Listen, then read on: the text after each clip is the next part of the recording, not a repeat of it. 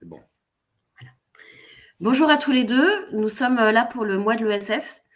Je suis avec François et Souleymane de Duralex qui n'ont pas pu être présents, mais qui ont accepté de faire cet entretien en différé. Merci à tous les deux. Je vous poserai une première question. Duralex, bon, on a fait, il y a beaucoup eu de médias, beaucoup d'histoires autour de cette reprise qui est assez exceptionnelle et qui donne un peu d'espoir finalement dans cet écosystème un peu économique. Et je vous poserai une première question, c'est qu'est-ce qui a été le déclencheur en interne chez Duralex pour garder vos emplois? Vos emplois, qu'est-ce qui a fait qu'à un moment donné, vous vous êtes dit, non, mais en fait, ça ne peut plus continuer comme ça. En fait, on est repris systématiquement, mais ça ne marche pas. Et ben voilà, quel a été ce déclencheur? Alors, ce déclencheur a été, on s'est fait un projet industriel. On s'est dit, est-ce que cette usine est morte ou est-ce qu'elle peut gagner? Donc, on a fait une analyse et à la fin de l'analyse, on s'est dit, ben non, si on replace la marque, si on retravaille la marque, elle peut redémarrer. Et puis, on s'est posé la question, alors c'était d'ailleurs avec Suleiman, tous les deux, en se disant, oui, mais si on fait la même chose, hein, tout le monde le sait, hein, les mêmes causes, les mêmes effets. Et là, je me suis retourné vers Suleiman, puis je dis, Suleiman, mais il n'y a pas un truc qui s'appelle les coopératives, un truc comme ça. On ne peut pas faire un truc entre nous. Et Suleiman, là, m'a proposé, bah vas-y. C'est là que je lui dis que moi, ma section syndicale, la CFDT, on avait fait des formations, on avait évoqué une fois la SCOP. Donc il a appelé les amis de l'URSCOP qui sont venus. Hein, on a expliqué notre projet industriel. On a expliqué pourquoi la seule solution pour sauver Duralex, c'était une SCOP et que Duralex n'avait plus les moyens de rémunérer aucun investisseur, hein, et qu'on ne pouvait plus payer des management fees ou autres artifices financiers. Donc, on s'était dit, bah non, nous, on veut absolument faire une SCOP. Est-ce que c'est faisable? Et c'est là qu'a été le début des ennuis. Mais pourquoi on va changer la SCOP? Parce que lors des entretiens pendant les CSE, on a rencontré les 3 repreneurs et les 3 repreneurs proposaient un licenciement de plusieurs salariés. Et pour nous, c'était hors de question. Et la SCOP, c'était la seule qui assurait de garder tous les emplois et le savoir-faire. Une fois de plus, une entreprise qui est sous pression depuis plus de 30 ans, hein, qui a connu 6 dépôts de bilan, vous imaginez bien qu'il n'y a pas de gras dans les effectifs. Et donc, quand vous avez des personnes qui viennent et qui vous disent « Ah, bah, il y a 226 personnes, on va en retirer 100 », on imagine le résultat. Hein. Une entreprise comme Duralex, en pleine puissance, c'est 300 personnes. Donc, vous ne pouvez pas dire bah, je vais la faire tourner avec 100 personnes. Ce n'est pas possible. Comment ont réagi vos collègues, vos autres collègues, quand vous leur avez dit SCOP? Bah, l'inconnu, la peur, parce que personne ne connaît ce principe de SCOP, à part les coopératives agricoles. Quelques collègues du syndicat connaissent un petit peu le principe, mais sinon, c'est vraiment l'inconnu. Qui va piloter ça? Qui va gérer ça? Et c'est là que ça a été important d'être en soutien de l'URSCOP, qui nous ont bien expliqué les démarches. C'est quoi une SCOP? Ok, ben super. Du coup, alors du coup, ça n'a pas été facile en interne. Mais est-ce que du coup, quelles ont été les embûches que vous avez rencontrées, François? Alors, déjà,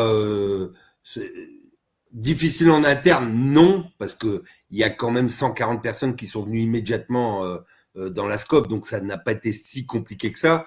Hein, et après, tout le monde le sait, et je pense qu'il n'y a pas besoin de le rappeler, hein, mais quand on est une famille, qu'on est marié avec 3 enfants, investir dans une SCOP, on aimerait bien, et parfois on ne peut pas, parce qu'il faut finir le mois. Hein. Donc il y a quand même une partie des salariés qui auraient aussi voulu rentrer dans la SCOP, mais qui financièrement, à aujourd'hui, n'ont pas les moyens. Hein, mais ça viendra. Mais il y a un autre point à ajouter, c'est que normalement, quand on prend une entreprise à la barre, on est souvent en liquidation judiciaire. Et nous, ce n'était pas notre cas. On était en redressement judiciaire. Du coup, les personnes, quand on reprend en SCOP, elles mettent toutes leurs primes de licenciement. Et nous, ce n'était pas notre cas. Donc, encore plus compliqué. Ouais, c'était très, très compliqué. Alors, très compliqué parce que vous êtes dans une usine à feu continu, donc on ne peut pas arrêter la production. Et si on éteignait le four, on tuait l'usine, quoi. Donc, c'était pas possible. Donc, on a fait le choix avec Suleiman de se dire, non, on va bloquer à une mise de 500 €, donc 50 € la part, avec un minimum de 500 € et un maximum de 2000 €. De façon à ce qu'il y ait une équité et que tout le monde se dise, on y va tous ensemble. D'accord ? L'avantage, c'est que la région a doublé ce capital. Donc, ça a été l'aide immédiate. Donc ça, je vous dis, la région a été très porteuse, hein, la région et la métropole. Par contre, après, il fallait trouver des finances. Et là, ça commence à être compliqué. Hein, parce que vous mettez vos banquiers autour de la table, vous leur dites, nous gentils, nous les ouvriers, on veut reprendre notre entreprise. Eux, ils vous disent, attendez, elle est allée 6 fois au tapis, elle va y aller une 7e fois, quoi. Hein, ce qui est entendable, hein, et il faut les comprendre aussi. Hein. Après, ce qui est regrettable, c'est que la BPI finançait un des repreneurs et pas nous. Et donc, on était en train de chercher des fonds en leur disant, mais attendez, vous financez les repreneurs et la SCOP, vous leur donnez 400 000 € à 14% de taux d'intérêt, quoi. Vous foutez de nous. Alors, on nous a joué du violon en disant que c'était pas possible, que de toute façon, ils ne pouvaient pas nous financer plus, que dans leur système, ils n'avaient pas la possibilité de financer des scopes et que c'était pas jouable. Finalement, l'histoire dira que quand on passe au Sénat pour raconter l'histoire, Bercy nous rappelle et nous dit, c'est plus 400, c'est 683 800 à 12%, et que quand on passe à l'Assemblée nationale et à la Cour des comptes, on est rappelé par Bercy qui dit, non, ce sera 750 à 4,89. Bon, vous m'avez compris, hein, sur soi-disant un système qui était verrouillé, il y a eu trois modifications en 3 semaines de temps, quoi. Donc, c'est du pipeau, quoi. Hein, mais bon, voilà. En tout cas, nous, le problème n'était pas là. Nous, le problème, c'est qu'il nous fallait de l'argent, quoi. C'est pas possible. Vous reprenez l'entreprise au 1er août. Hein, les gens doivent bien comprendre ça. Hein. Vous reprenez une entreprise comme Duralex au 1er août. Donc, vous devez être d'abord enregistré au mois de juillet en SCOP. Vous avez donc dû financer les cabinets, les droits d'enregistrement, hein, les cabis, enfin, vous rémunérez tout ça. Et après, au 1er août, vous démarrez une entreprise d'une page blanche. Donc, vous devez demander l'autorisation d'exploiter, vous devez demander l'autorisation d'exporter, donc avec la quantité de paperasse française que vous connaissez bien. Bref, au 1er août, on reprend la société en SCOP et le premier carton, il est expédié le 23 août. Et le 26 août, vous avez 1 million de salaire à verser. Donc, vous comprenez que vous avez absolument besoin d'avoir de l'argent pour pouvoir reprendre l'entreprise le temps qu'elle devienne bénéficiaire et le temps que vous mettez en place tout ce qu'il y a à mettre en place. Surtout que l'entreprise faisait partie d'un groupe qui avait une équipe commerciale et marketing. Or, nous, on reprenait au 1er août avec un commercial. Point terminé. Vous imaginez la difficulté supplémentaire. Et donc, les banques nous disaient non. Non. La métropole dit, nous, on va mettre 1 million, hein, on va vous aider. La région, pardon.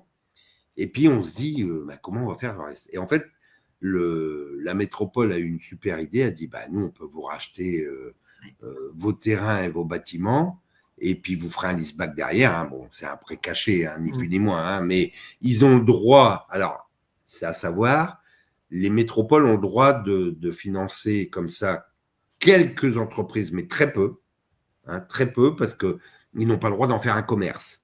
C'est vraiment ponctuel sur 2-3 dossiers uniquement pour aider les entreprises en mettant des taux qui soient ni trop bas parce qu'il pourrait y avoir concurrence déloyale. Hein, donc, tout ça est paramétré. Du coup, nous, on s'est dit on va vendre le terrain et les bâtiments à hauteur de 5,6 millions. Donc, on a trouvé 5,6 millions d'un coup, plus le million de la région, sauf que pour reprendre l'entreprise, il nous fallait 15 millions. J'ai demandé à Suleiman, il m'a dit qu'il n'avait pas encore gagné au loto, donc ce n'était pas possible. Finalement, on est allé voir les banques avec la métropole et avec la région. On était d'ailleurs avec Suleiman et moi deux en réunion avec eux. Et le Crédit Agricole a dit, votre projet est viable, on veut aller avec vous pour 1 million. Donc, ça y est, voilà la première banque. Deuxième banque, c'était la Caisse d'épargne qui nous a mis 500 000 euros et qui gardait le gaz sur stock qu'il y avait déjà. C'est un mécanisme compliqué, mais de 500 000 euros en disant vous n'allez pas nous le rembourser tout de suite. Donc, en fait, ça faisait pareil, une enveloppe d'1 million pour la Caisse d'épargne. Après, on a eu France Active, qui est un dispositif ici dans la région qui s'est mis en place immédiatement à hauteur de 400 000 euros, mais sans hésiter une seconde. Et puis après, ça a été le combat avec les scopes. Donc ça a été plus compliqué parce que, en gros, ils ne voulaient pas nous suivre. Et il y avait incompréhension, etc. Puis finalement, ils ont dit on va mettre 400 000 à la Socoden. Donc, on a réussi à financer un total de 9,8 millions. Et on a refait nos calculs avec Suleiman et on a dit bah, tant pis, on y va, on fonce, ça va être compliqué pendant 1 an. Et quand on sortira le premier bilan, on ira chercher de l'argent. On avait prévu dès le début de dire on va aller chercher une levée de fonds. Une levée de fonds qu'on n'a pas faite au début parce qu'on avait trop de choses à faire, on était trop noyés, on n'était pas prêts. Il fallait aller chercher de la data, il fallait structurer, il fallait faire tout ça. On l'a fait et aujourd'hui, on va lancer donc une levée de fonds. Alors, cette levée de fonds, tout le monde a parlé de Duralex dans les médias. C'est peut-être le bon moment aujourd'hui pour aller chercher des relais, notamment des citoyens et des citoyennes qui veulent soutenir Duralex, parce que le système, il est quand même plutôt bien ficelé et l'histoire qui a été racontée, c'est la vôtre en fait. Elle est extrêmement intéressante dans ce qu'elle promeut de différent en fait dans l'appareil productif sur un territoire. Alors justement, comment est-ce que vous escomptez mobiliser ces citoyens et ces citoyennes qui souhaitent qui souhaitent en fait financer Duralex et qui souhaitent faire partie de cette aventure. Et une deuxième question, comment ça se passe la gouvernance salariée? Vous n'étiez pas en scope auparavant. Être sociétaire, ça n'est pas être salarié, c'est être sociétaire salarié. Comment est-ce qu'on est quand on est sociétaire d'un côté et salarié de l'autre? Et comment est-ce que vous avez réussi parce que vous avez parlé d'investissement, vous avez parlé d'appareils productifs, vous avez parlé de vente, d'import, d'export et autres. Mais finalement, la gouvernance salariée, comment est-ce que vous avez réussi à faire que ça fonctionne ou comment est-ce que vous réussissez à faire que finalement, ça continue à fonctionner comme cela? D'accord. Alors, je vais parler d'ITOP, il n'y a pas de... tu peux parler un peu, voilà, c'est ça. Parce que c'est la guerre, entre nous deux, ça se voit d'ailleurs, c'est énormément la guerre. L'ITA, alors l'ITA, oui, effectivement, on va ouvrir les parts sociales de la société, donc on va faire des parts participatives. En scope, on a la possibilité de faire ça. On va aller chercher 5 millions d'euros sur la plateforme. Le billet est à 100 euros. Il est rémunéré à 8% par an et c'est bloqué pendant 7 ans.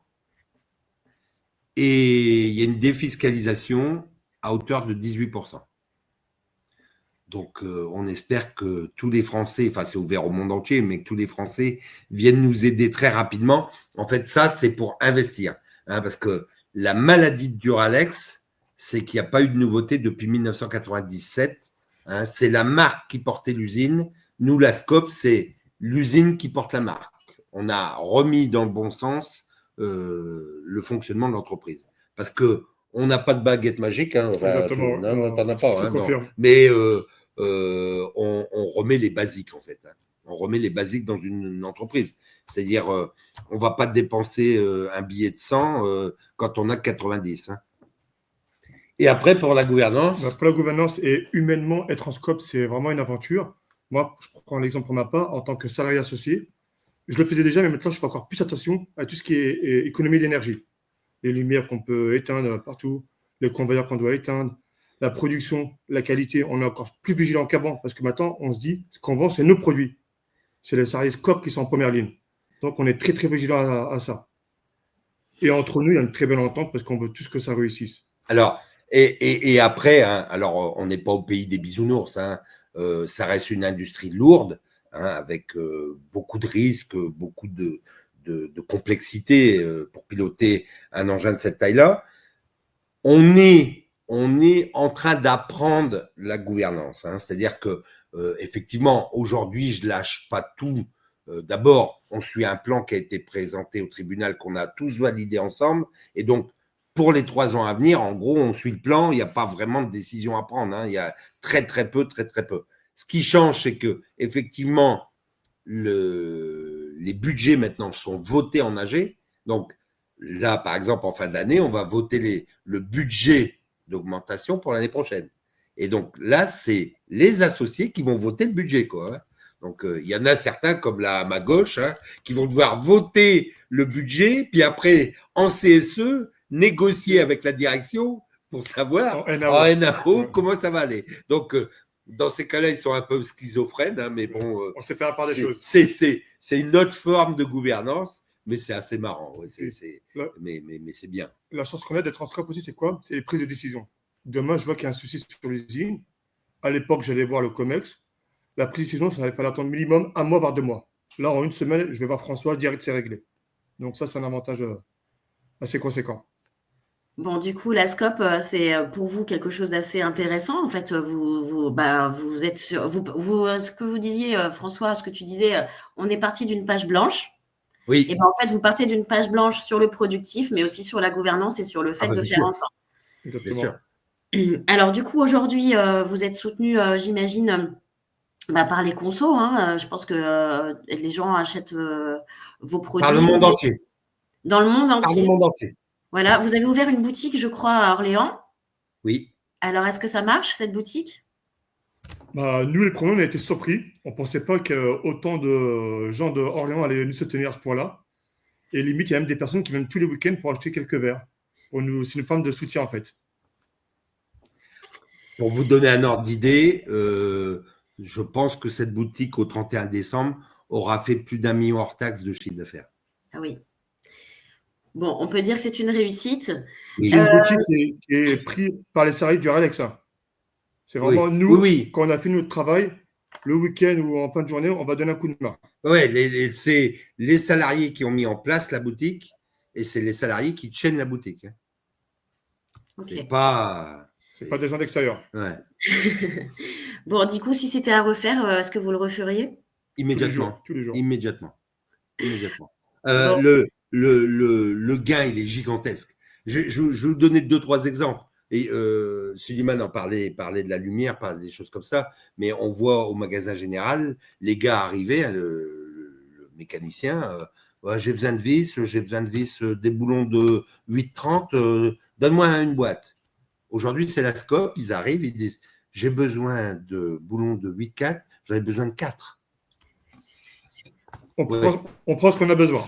Vous imaginez la différence, hein. La différence est là, quoi. Hein. J'ai baissé en consommation globale, hein, pour vous donner un ordre d'idée, de 12%. Ah oui, c'est énorme. Ah ben, bien sûr que c'est énorme, oui, c'est énorme. Ouais. C'est énorme. Ils éteignent les lumières et ils font attention à tout. Enfin, ça n'a plus rien à voir, quoi. Hein.